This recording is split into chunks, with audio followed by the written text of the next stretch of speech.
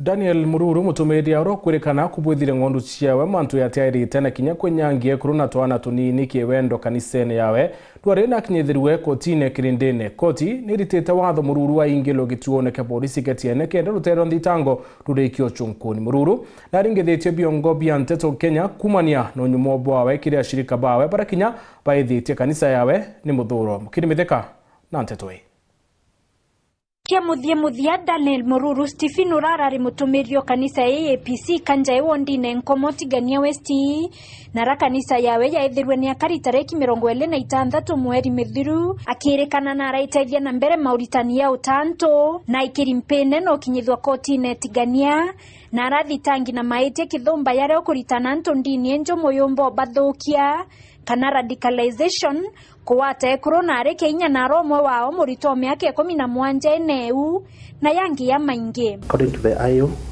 the offense that they wish to charge the accused is radicalization, among other offenses which have been reported to the police. Nontobo karia bwa muthwanirwa na kenda kubwitho UCHUNKUNI bwa kwana na rako yenkurukie 30 beregeri kwandikithio kuye bwao amwe na itumi bingi kithumba mugambithania munene James Masharia na yene rutha rwa NTUKU 15 cia kurieria MURURU kendo kinyanithio UCHUNKUNI. So I've considered both the submissions by the IO and also the Landed Council.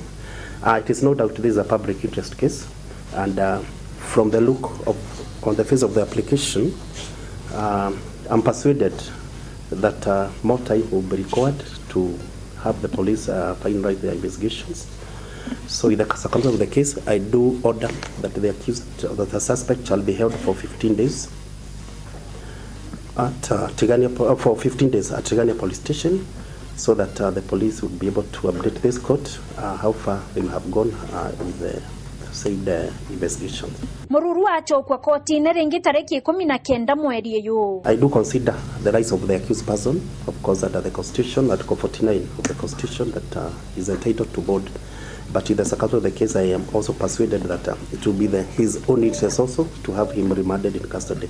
So I do, the ground being hostile, as the court has been told, I do order that 30 days will be reasonable, so we can have a 14 a mentioned date for the same. So we'll come back on 19th of this month, so that the court will give further directions.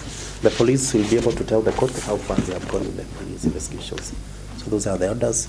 If need be, orders, the directions will be given by the court at that time.